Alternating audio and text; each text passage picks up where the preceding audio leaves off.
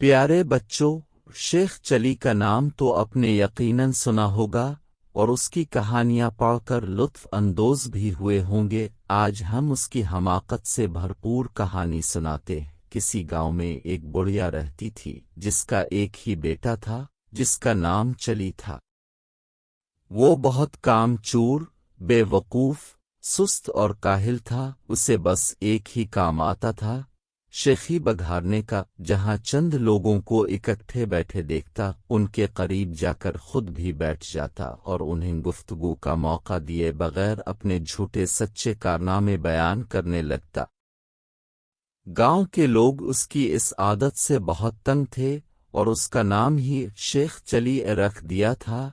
वो अपने नाम की तरह बड़े बड़े ख्याली मंसूबे बनाता लेकिन किसी पर अमल नहीं करता। एक दिन इसके ख्याली पुलाव पकाने की आदत से चढ़कर एक शख्स ने इससे कहा, शेख साहिब, आप इतने बड़े मंसूबे क्यों बनाते हैं? आपने एक हफ्ते बाद इस दुनिया से कोच कर जाना है, अपनी मौत का ख्याल करें।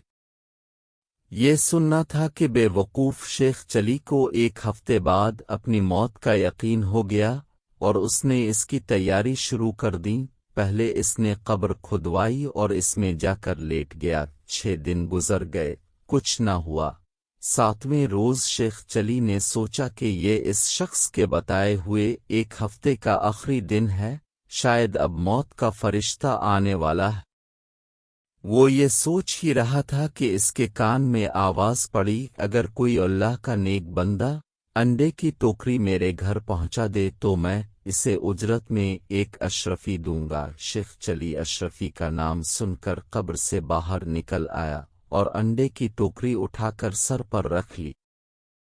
ये देखकर टोकरी के मालिक ने कहा, शेख साहिब, जरा संभाल कर ले जाना, अंडे टूटने ना पाएं, वरना एक दमड़ी भी नहीं दूंगा, उल्टा हर्जाना ले लूंगा।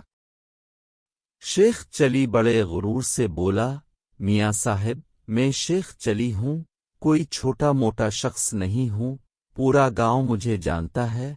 ये कहकर वो अंडे की टोकरी लेकर चल पड़ा। ख्याली पुलाव पकाने की तो आदत थी ही, सर पर अंडों की टोकरी रखकर रास्ता चलते हुए इसकी ज़हनी रूह बहक गई और लगा ख्याली पुलाव पकाने।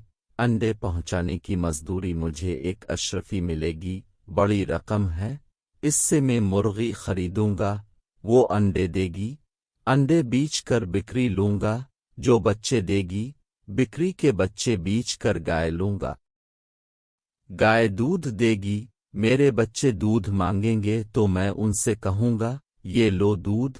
इतना कहते हुए इसने टोकरा पकड़े दोनों हाथ हटा लिए, जिसकी वजह से वो जमीन पर गिर पड़ा और सारे अंडे टूट गए। अंडे के मालिक ने जब ये मंजर देखा तो वो आहो बका करते हुए बोला, हाय मेरे अंडे। दूसरी तरफ शेख चली रोते हुए दहाई दे रहा था, हाय मेरे बच्चे।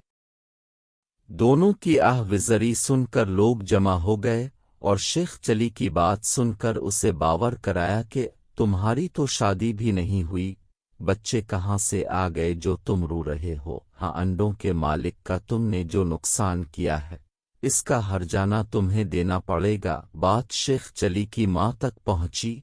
उसने वहां आकर हर्जाने की रकम अदा करके शेख चली की गुलोखलासी कराई।